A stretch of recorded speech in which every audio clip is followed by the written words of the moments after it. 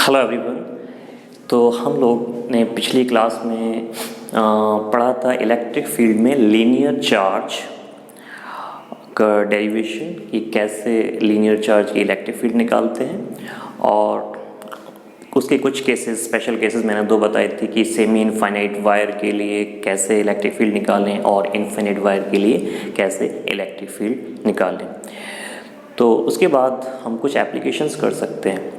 Actually क्या होता है कि फॉर्मूला तो सभी को याद होता है, और फॉर्मूला के बाद एप्लीकेशन में बड़ी प्रॉब्लम आती है, तो ज़्यादातर बच्चों को दिक्कत वहाँ पे आती है, और सब कुछ आने के बावजूद भी एग्ज़ाम में क्वेश्चन गलत होता है। तो मैं वो क्वेश्चन आपको बताऊँगा जो बहुत ज़्यादा ट्रेंडिंग है, बहुत ज़्यादा आते हैं, और ज़्यादातर लोग उसको गलत कर देते हैं फॉर्मूला जानने के बावजूद। तो आप ध्यान रखिए और बहुत ध्यान से देखिए। यहाँ पे मैंने आपको बताया था, जो पहले मैं रिजल्ट लिख रहा हूँ,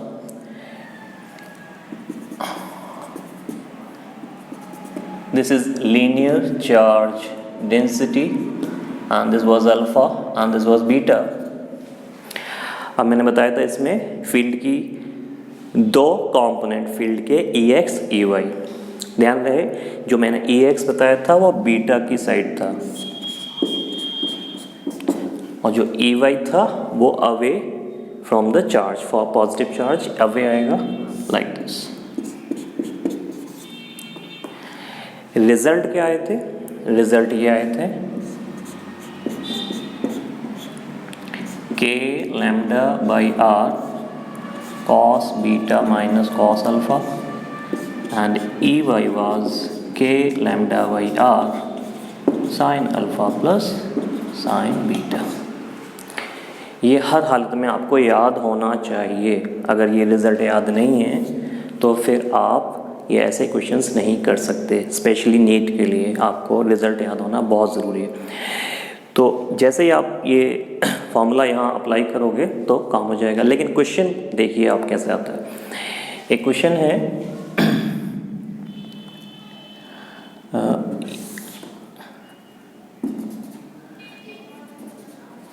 पॉइंट यहाँ पे दिया हुआ है लाइक दिस, और एंगल्स ऐसे दिए हुए हैं। This angle is suppose 60 degree and this angle is 30 degree like this. अब इस क्वेश्चन में, इस एग्जाम्पल में, जो मैंने एग्जाम्पल बताया एग्ज़ाम के हिसाब से, ऐसे एग्जाम्पल में इसको कैसे अप्लाई करना है वो बहुत इम्पॉर्टेंट है। तो देखिए, सबसे पहले तो हम यहाँ पे अल्फ़ा और बीटा की वैल्यू को ध्यान से देखना होगा जब आप लिखेंगे EX और EY। तो आप देखते हैं कि अल्फ़ा की वैल्यू आप आसानी से देख पा रहे हो कि वो 60 है, 60 डिग्री। ये वाली अल्फ़ा क्या होता है कि ये इससे इस साइड, लेफ्ट साइड, जो एंगल ये वाला एंड से मिलाने वाली लाइन बना रही है। तो यहाँ पे अल्फ़ा की वैल्यू आप आसानी 60 डिग्री लिख सकते हो। अब बात आती है बीटा की। तो अब बीटा में कन्फ्यूज़न हो गया, तो बच्चे कह रहे हैं क्या लिखें सर, बीटा की वैल्यू क्या लिखें, क्योंकि बीटा तो राइट साइड लेते थे, यहाँ तो लेफ्ट साइड हो रहा है। तो बहुत आसान है। देखिए, जब हम बीटा लेते थे तो यहाँ पे क्लॉकवाइज लेते थे अपने डेरिवेशन में, लेकिन यहाँ पे जब हमने परपेंडिकुलर डाला तो चार्ज तो लेफ्ट साइड रह गया। तो इसका मतलब जब हम बीटा की वैल्यू लेंगे यहाँ पे, तो हमें -30 लेनी पड़ेगी। क्यों? क्योंकि हमारे डेरिवेशन में जो बीटा था वो क्लॉकवाइज था, और यहाँ पे जो 30 डिग्री है, बीटा जो आ रहा है वो एंटी क्लॉकवाइज आ रहा है। तो हमें उसको सिंपली -30 रख देना है और इन फॉर्मूलेज में वैल्यू डाल देना है। बहुत सिंपल। तो आप जब वैल्यूज़ डालोगे तो इसमें EX ऑब्वियसली इसी साइड आएगा, कोई वेक्टर इक्वेशन यूज़ नहीं करनी है, आप आसानी दे सकते हैं। ये पॉजिटिव चार्ज है तो EX की इसी तरफ आएगा, और जो इसका EY आएगा वो इस तरफ आएगा। नेट फील्ड आपको निकालनी है तो आप square root of EX square plus EY square कर सकते हैं। If you need magnitude of net field this will be root of a x square plus a y square. तो ये माइनस का फर्क कहाँ पड़ने वाला है, यहाँ पे, क्योंकि sine of -30 will be minus sine 30। अगर यहाँ पे देखें तो कुछ पढ़ने वाला नहीं है, आप 30 -30 कुछ भी डालते तो cos 30 cos -30 सेम वैल्यू आती। तो यहाँ ई वाई में आपका फ़र्क पड़ने वाला है, तो वो आप ध्यान रखिएगा। तो अल्फ़ा की वैल्यू 60 लेंगे और बीटा की वैल्यू -30 हम डाल सकते हैं। तो ये प्रॉब्लम बहुत आसानी से सॉल्व की जा सकती है।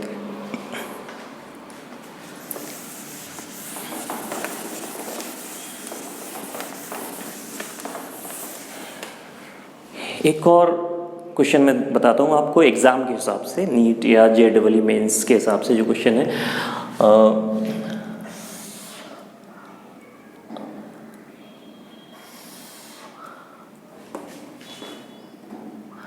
ये L है, ये L है, और इस पॉइंट पे suppose this point is L/2 and this distance is L/2,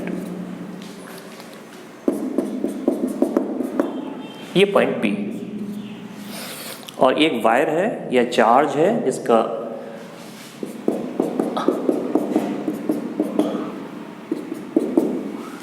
charge per unit length lambda है। आपको P पॉइंट पे इलेक्ट्रिक फील्ड कैलकुलेट करनी है। तो अब इसमें देखिए, इसमें वायर के 2 सेक्शन हो गए, तो हमें दोनों की वजह से वहाँ पे देखना पड़ेगा। तो इस सेक्शन की वजह से और इस सेक्शन की वजह से, और यही फॉर्मूला वहाँ पे अप्लाई करना पड़ेगा आपको। तो इस सेक्शन की वजह से पहले आप देखें तो आप ये एंगल चेक कर सकते हैं। ये L/2 है, और ये मान लो क्वेश्चन में ये भी L/2 ये भी L/2 है, क्वेश्चन में दिया हुआ है। तो ये एंगल आपका ये L/2 ये L/2, तो ये 45 डिग्री आ गया, और ये L/2 है तो ये भी L/2 है, तो ये वाला एंगल भी 45 डिग्री आ गया। अब आप देखिए, इस फॉर्मूले के हिसाब से अल्फ़ा की वैल्यू कितनी हो गई 45, और बीटा की वैल्यू कितनी हो गई 45। मैं आपको यहाँ दिखाता हूँ।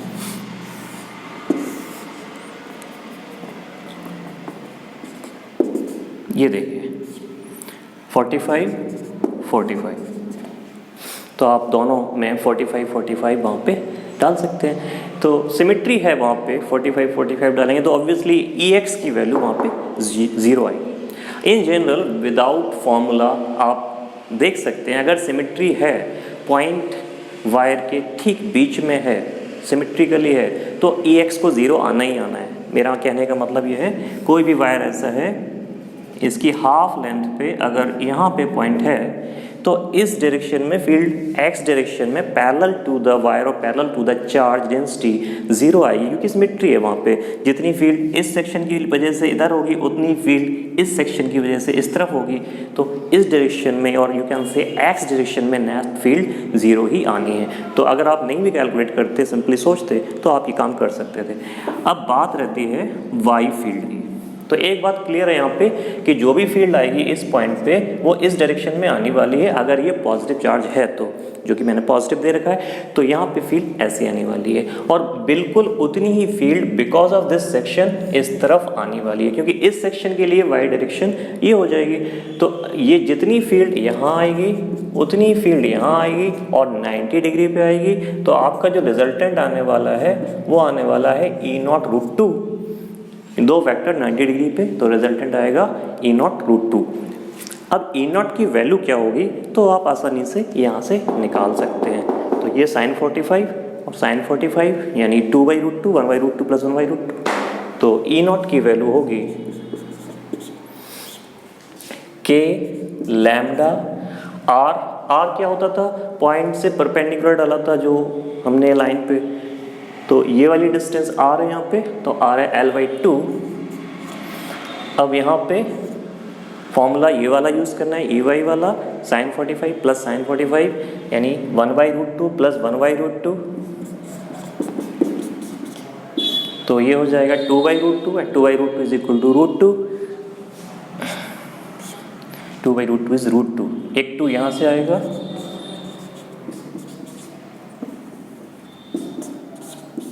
तो 2√2 के लैम्डा बाई एल, ये नेट फील्ड आई। और डायरेक्शन क्या होगी फील्ड की, एग्जैक्टली जो इस पॉइंट से 45 डिग्री पे आते हुए इस साइड, इस पॉइंट से 45 डिग्री पे इस साइड नेट फील्ड आएगी, और कितनी आएगी, √2 E0, और E0 कितना होगा, इतना। तो net field we can say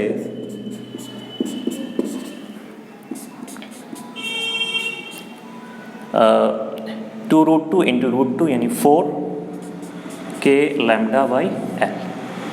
L की वैल्यू क्वेश्चन में कुछ और दे रखी होगी तो वो डाल देंगे। इस तरह से नेट फील्ड आ जाएगी, और किस डायरेक्शन में आएगी, at 45 degree, at like this.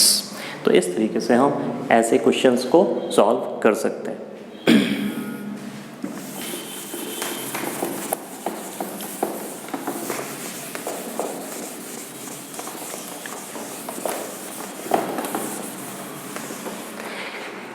इसमें थोड़ा सा वेरिएशन करता हूँ मैं। अगर सपोज क्वेश्चन ऐसा होता, ये ऐसे और ये ऐसे, मान लो ये इन्फिनिटी से आ रहा है और ये इन्फिनिटी जा रहा है, तो वहाँ से इन्फिनिटी से आ रहा है और यहाँ इन्फिनिटी जा रहा है, और ये पॉइंट है हमारा P, लाइक दिस, और ये वही बाकी चीज़ें मैं वही ले रहा हूँ, L/2, या इस बार L ले लेता हूँ, ठीक, L और L, this distance is L, this distance is L, this is point P and we have to find the electric field at point P। इस बार मैं नेगेटिव चार्ज ले लेता हूँ, क्योंकि नेगेटिव का एग्जांपल नहीं किया हम लोगों ने। आप लोग कहोगे सर हमेशा पॉजिटिव का एग्जांपल करते हैं, तो इस बार नेगेटिव का एग्जांपल करते हैं। नेगेटिव चार्ज डेंसिटी मैंने ले ली है इस तरीके से, like this. I am repeating the question. यहाँ पे एक लीनियर चार्ज लिया है मैंने जो इन्फिनिटी से आ रहा है, यहाँ तक आया, फिर ऐसे फिर इन्फिनिटी चला गया, और हमें निकालना है इलेक्ट्रिक फील्ड इस पॉइंट पे। और वो पॉइंट कैसा है, ये पॉइंट यहाँ से L डिस्टेंस पे है और यहाँ से भी L डिस्टेंस पे है, परपेंडिकुलर अगर हम डालें तो। अब हमें P पॉइंट पे निकालना है कितनी इलेक्ट्रिक फील्ड होगी। तो अभी भी काम बहुत आसान है। अगर आप देखें तो ये वाला एंगल अभी भी क्वेश्चन में कितना होगा, L isosceles triangle, so this will be 45 degree, and this angle यहाँ पे अल्फा कितना आएगा, मैंने आपको बताया था पिछली क्लास में, ये एंगल इन्फिनिटी पे अल्फा की वैल्यू कितनी होनी चाहिए, 90 डिग्री। तो दिस विल बी 90 डिग्री, क्योंकि ये बढ़ता चला जाएगा 90 डिग्री होगा। तो alpha is 90 degree and beta is this 45 degree. अब क्या करना चाहिए, अब इसमें EX किस तरफ जाएगा, इस तरफ, और EY किस तरफ जाएगा, इस तरफ।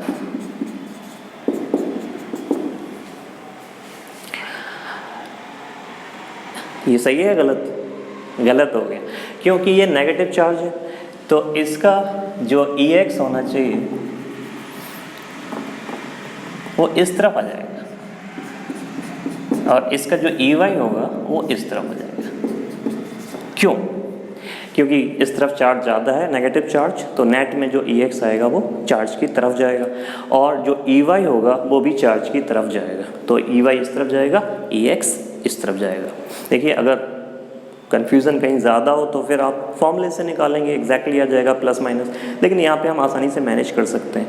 तो जब देखें माइनस चार्ज है, इस साइड माइनस ज़्यादा है, तो EX लेफ़्ट जाएगा, और जो EY होगा वो भी माइनस की तरफ जाएगा। तो EY इस तरफ, EX इस तरफ। ऐसे ही इस वाले नेगेटिव चार्ज के लिए देखेंगे तो इसका EX किस तरफ जाएगा, बिल्कुल वैसे ही करते हैं।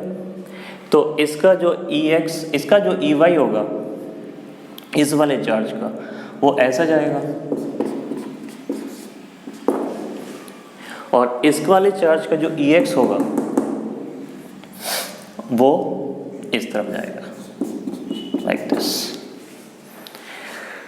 तो आप देख रहे हैं इस वाले चार्ज के लिए मैं आपको अलग से दिखाता हूँ, अगर समझ नहीं आ रहा है लाइक दिस। ये आपका EY होगा और ये आपका EX होगा। क्यों? क्योंकि चार्ज की तरफ जाएगा, ये नेगेटिव चार्ज है इसलिए। अब हमें फॉर्मूले से वैल्यूज़ निकालनी है EX की और EY की, तो वहाँ से हम सॉल्व कर सकते हैं। जब हम EX निकालेंगे तो K लैम्डा बाई R, इस बार R की वैल्यू कितनी है? L। तो फॉर्मूला होता था cos beta minus cos alpha, तो cos बीटा इज़ 45, cos 90, तो cos 90 इज़ 0। ये आ गया EX। अब EY निकालेंगे तो K lambda by R sine alpha plus sign beta, तो साइन 90 प्लस साइन 45, तो साइन 45 की वैल्यू हम डाल देंगे यहाँ पे 1/√2।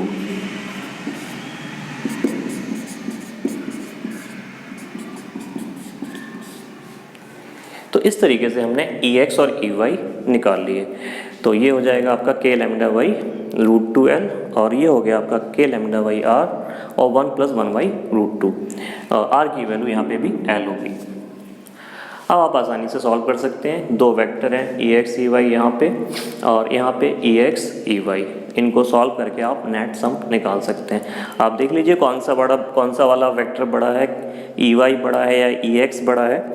तो यहाँ पे K लैम्डा बाई √2L आ रहा है और यहाँ पे जो आ रहा है 1 + 1/√2 आ रहा है या 1/√2 आ रहा है। तो ये वाली वैल्यू बड़ी है, ये वाली वैल्यू बड़ी है EY वाली, तो ये EY बड़ा है और यहाँ पे ये EY ये वाला बड़ा है। तो आप अल्टीमेटली ऐसे कह सकते हैं